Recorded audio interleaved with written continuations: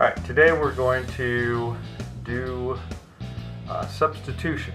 So I already have installed a manual switch. It's not a whole lot of reach, but there's going to be industries in this area and a town in front of it, so I want to install an electrical switch, a remote switch. And I got off of eBay, I got this. The points and the rails were pretty much destroyed. Somebody had ripped it out of a layout. It had been soldered into a layout and it had been destroyed, and it was pretty much useless. And I got it for $3. But it had this on it. This is remote acting. And I pulled this off, and it turns out that it was actually still working. So I've tested this and tested that this actually moves back and forth, and that the mechanism underneath, which this camera doesn't automatically focus, so there's a mechanism here, there's a pin here that moves back and forth, and I tested to make sure that that actually was operational. And now what I'm going to do is I'm going to take out the manual switch and put in the remote switch.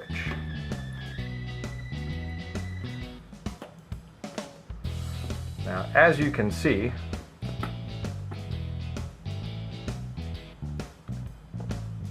this is incredibly complicated. That's just a little bit too large. And I don't know if you could hear the sarcasm in my voice when I said that this was incredibly complicated. It's 2 screws, and this piece comes off. And now in here there are nuts that are held in place. Now the main thing that you have to worry about on this is making sure that this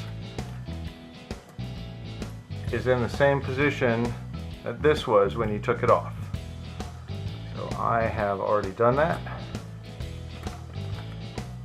Nope, now I have moved the points.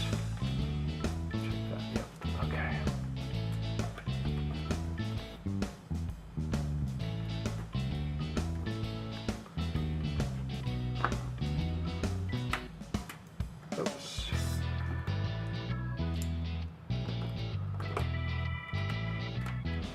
I don't know if you can see that. I am doing it manually to verify that I am moving the points.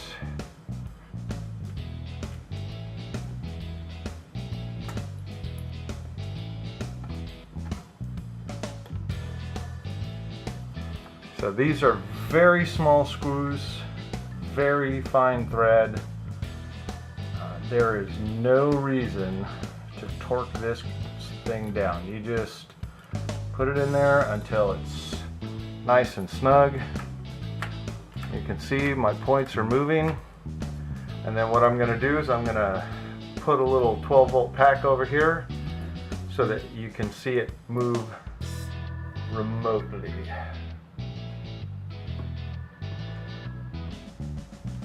Okay, well, I couldn't figure out how to get